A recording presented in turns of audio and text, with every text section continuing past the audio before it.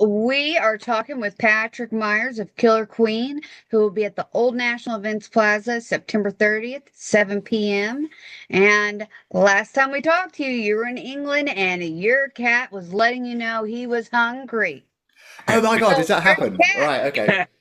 Well, Hey, our cat is very much asleep in the hallway at the moment. So we are I think we cat might be all right this people. time. We're cat people as well. In fact, Okay, we've great. got this huge cat named Ringo here at the Ringo. store, and Ringo enjoys a 24-hour buffet here at the record store. Oh wow. He doesn't do intermittent fasting as a cat then. And No. not at all. No, no, No. no, no. Okay. Your band, Killer Queen, is Yes. incredibly accomplished. Can you maybe recap for the audience some of the accomplishments and accolades that you guys have gathered along the way?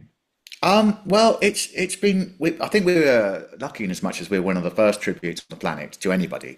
So, we were first in the queue to get all these awards and amazing accolades because it was a limited pool and we were the first people to do it. And obviously, they liked what we were doing, but I think that always helps, when you're the first off the block.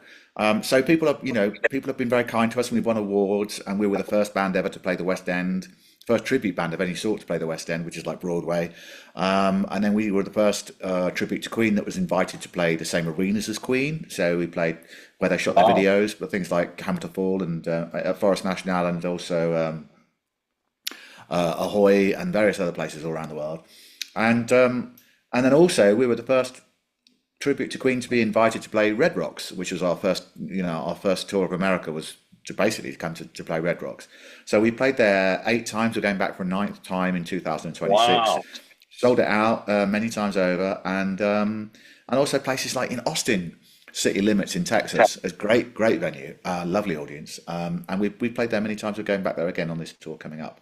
So, and over the years of the press and people have said nice things to us, but the thing that I look forward to and kind of like focus on is the reactions of the crowd that have been to see you, and what they write.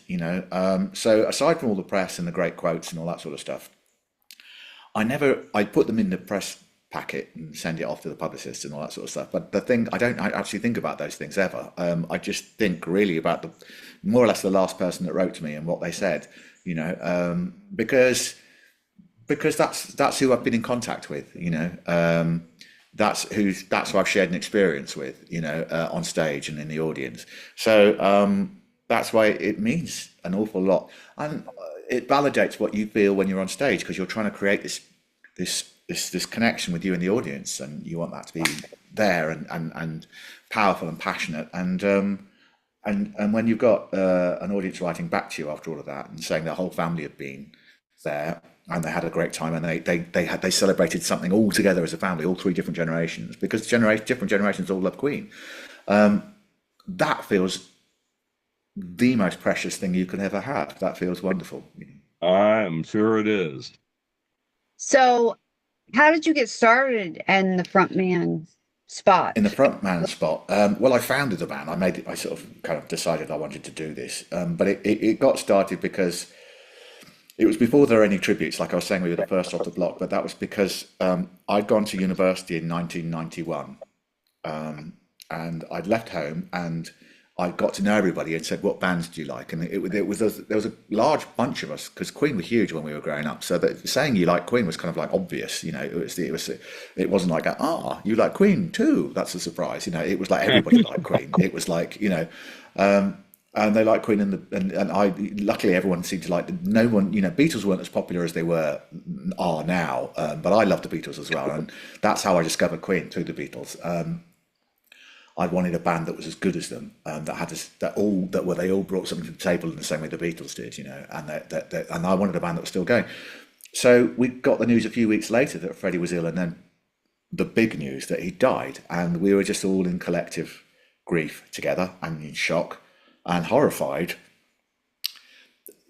for Freddie, but also for in a weird way, it felt like a part of your childhood was gone. It felt like something that had been that you'd taken to your heart had just just wasn't there anymore.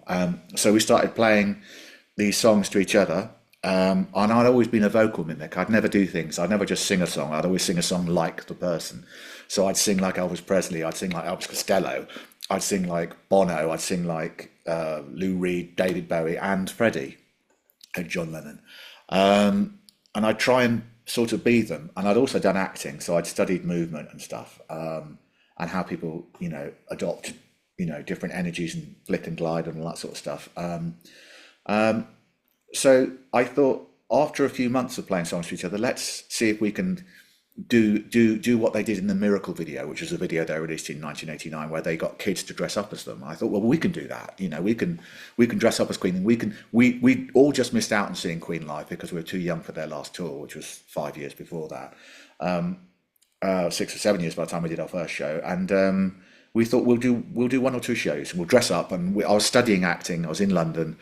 We had a fantastic. One of our roommates was a costume designer, Amanda, and we went to visit Freddie Mercury's costume designer just for fun. And we called it research, but actually it was just so we could meet her and go, "Hoo, hoo, hello." Nice.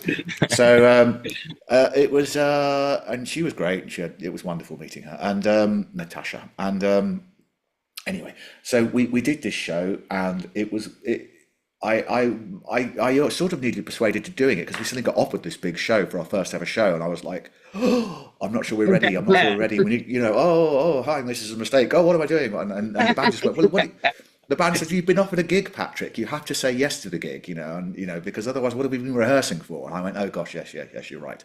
All right, then we'll do the gig." And I thought, are people going to hate us? Are people going to love us? And the love from the audience was instantaneous. That it filled the room, and we sailed through all that on our first ever show on the wave of that love, because everybody missed Freddie, everybody No loved doubt. Queen, and it was such a strong feeling, and you really felt it. It sort of, you could feel it in your heart, the power of those songs. And how You much they meant to us and to them. And so that led on to everything else that I said, like the West End getting in touch, and just that one show, that one summer's evening, that ball in front of all these. It felt like Cinderella, it really did. It felt like It we went from changed rags the entire to trajectory of your of my life, right? life. Yeah, absolutely, it did. And it's been wonderful. It's been very surreal as a life. And I wouldn't have missed it for the world, but it still takes me by surprise. I still think, what's happening to me, even all these years later, which is ridiculous. I should have got used to the idea by now, but I still haven't. We know that you've traveled the world, your troupe, and hundreds and hundreds and hundreds of performances. You had mentioned that you were very nervous the first time you Yeah. took the stage. Any of that still Um, with you today, or is I that feel, just I going? feel, I feel, I feel, I tell you what it is. Before 2 or 3 weeks before a tour, I feel a sort of sense of, oh my God, I'm doing this again. I've got to be ready. I've got to be good. I've got to, oh my God, I've got to get myself, you know. So I practice and do all my vocal stuff, and and monitor what I eat and all that sort of stuff, and all the stuff that you have to do. But when I'm on tour, I don't feel nervous, but I get a sense there's an energy. There's a very specific energy you get, like in the particularly in the hour before the show. That's you could have had, you've been doing 18-hour days, you've been traveling on a tour bus, you've been doing a million connections on different flights, so you can be dog tired from traveling, but once you get that feeling before the show comes along, Energized. it sort of just takes over you, really, because you've got a show to do, and you're sort of getting, it's like getting a mortgage or something. You've got an advance payment from the songs. It's like the songs are giving you energy before you've sang them. I know Oh, that how sounds cool. absolutely ridiculous, but you can feel, you feel the energy from the music. I get all my energy from music. So when I'm on stage, it doesn't matter if I was exhausted at 3 o'clock in the afternoon during sound check. When I'm on stage, I'm not exhausted at all. I'm absolutely boom, and I just love doing it, and I love being in the moment with the audience and having and feeling the dynamics of the music, and letting the dynamics of the music just send you, into to this thing, that we do on stage, and it's great fun. I don't think that any normal person could imagine how hectic your schedule is when you're out doing what you do. So my question to you would be, is there any aspect of going on tour that would surprise most people? Um, I think the length of time it takes to set up a show. Often when you're in a town, they go, "Oh, well, what are you doing in the day of the show?" And you go, "Well, like Working. you've got the whole day to wander around a town and go to a museum and check out some restaurants, and then you have your meal right before the show. Oh, what restaurant are you eating? Like it's like that doesn't happen. You get to the show, you sort out I mean, the way that we do it. I mean, sometimes, some bands have whole armies of people doing everything, but I quite like looking after the wardrobe, and I think Robert Plant does his own ironing as well, because it's quite zen. You can sort of like, oh, I steam my clothes and I sort of like get myself into the, you give your whole kind of day over to preparing for a show, and then doing the show, and then going to the hotel, and rinse and repeat, and get up at 6 in the morning, jump on the tour bus and do it again, or sleep on the bus overnight. So that, I think, would surprise you, the length of time. And why should anyone know what I don't know what everyone else's working day is like either. I wouldn't know. So why I don't expect anyone to know what mine is. But you're saving yourself for the show. The show is everything. So your all your energy and all your focus is in that block of time for when you're on stage, and everything else you're just sort of like measuring yourself, a little bit. So I mean, it's, but there's so much to be said, for being a performer, for being a musician on stage, because the reward you get from the audience is extraordinary.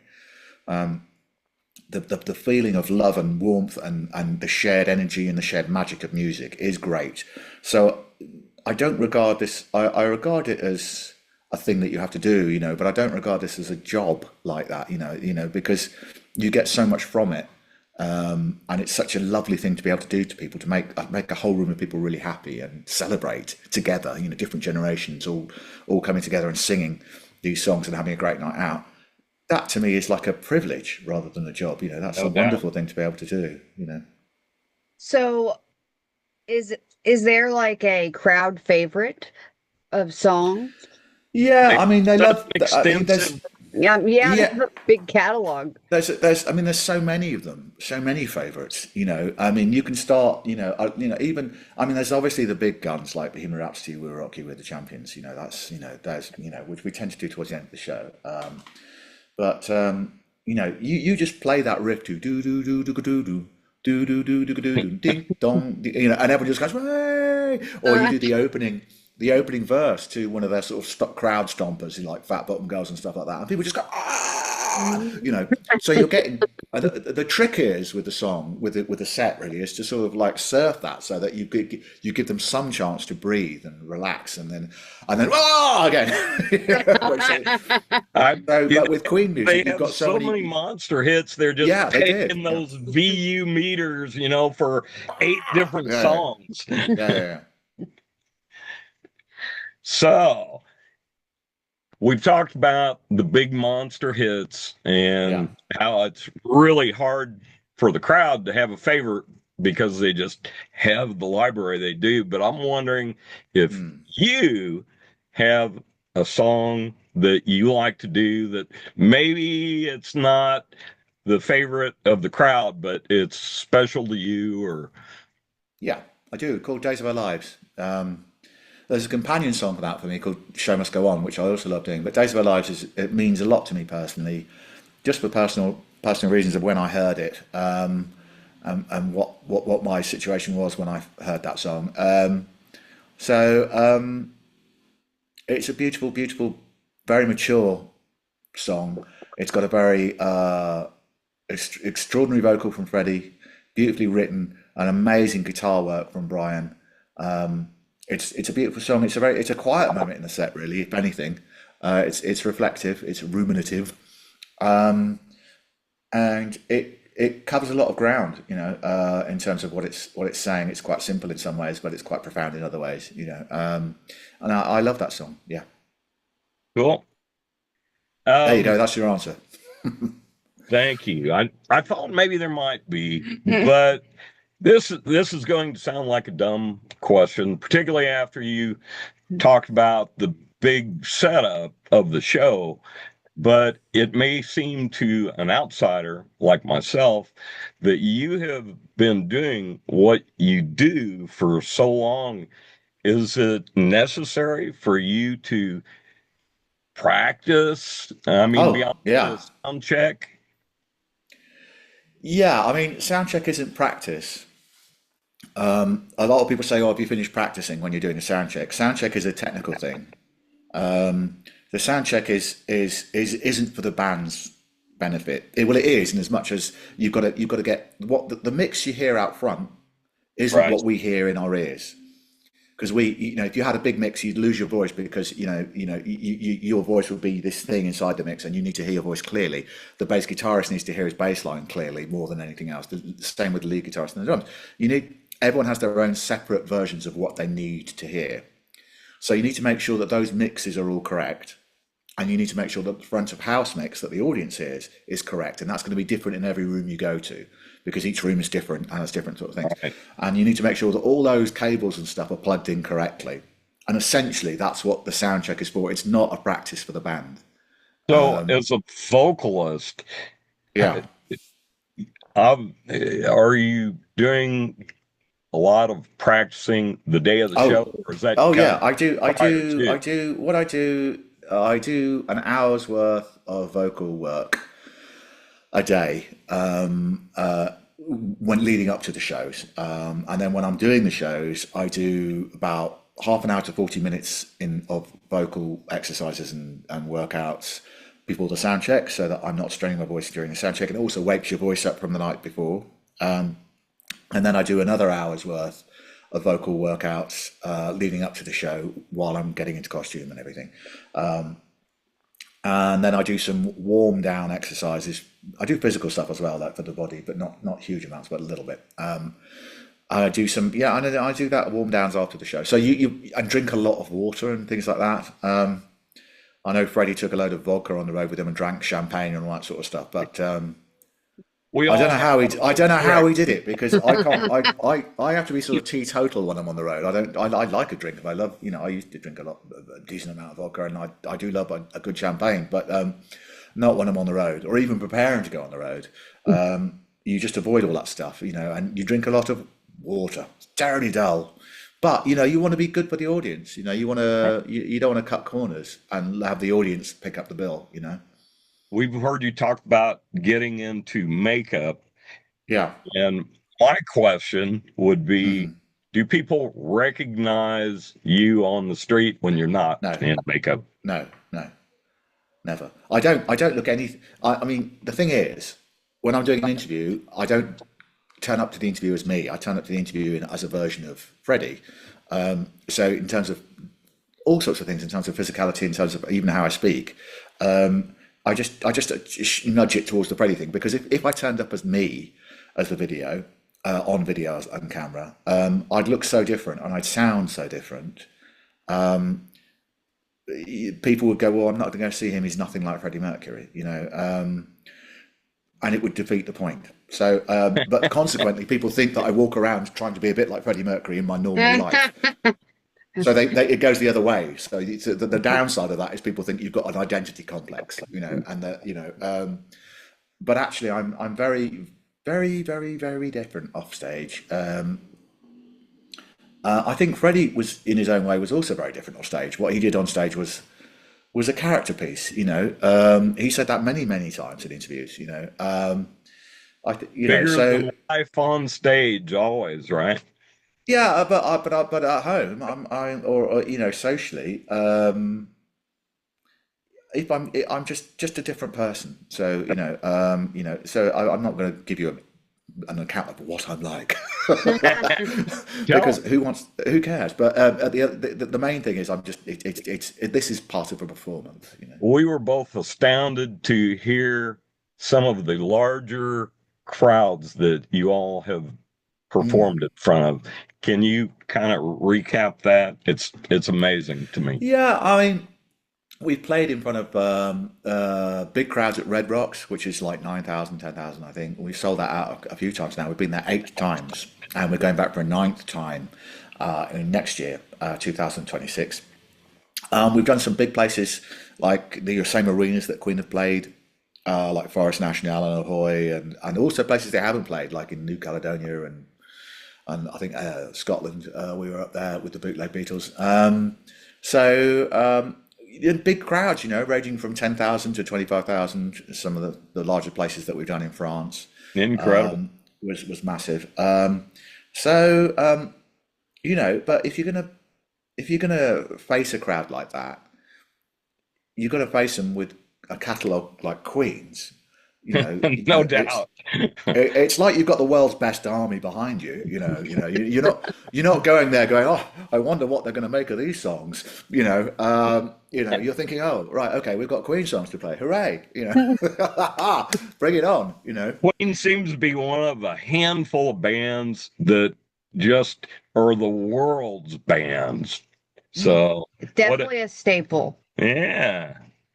Yeah, yeah, yeah. They've got it. I mean, there are a handful of bands that cross those generations, and there aren't that many of them. They don't they cross different continents, but also different generations. So, like, people from all ages, all over the world, love Queen, and I think that's rare and it's beautiful. I think it's wonderful, very It's positive. working here at the record store as we do. To Yeah. me, it's really gratifying to see that the customers through the door are really from very young teenagers to occasionally somebody coming in with a walker. I mean, and everybody in between. Even I, down to 8-year-olds. I mean, I Yeah. yeah, parents that actually bring their kids to the record store here. But I guess what is wonderful to me is I feel like I grew up in the sweet spot of I think. music.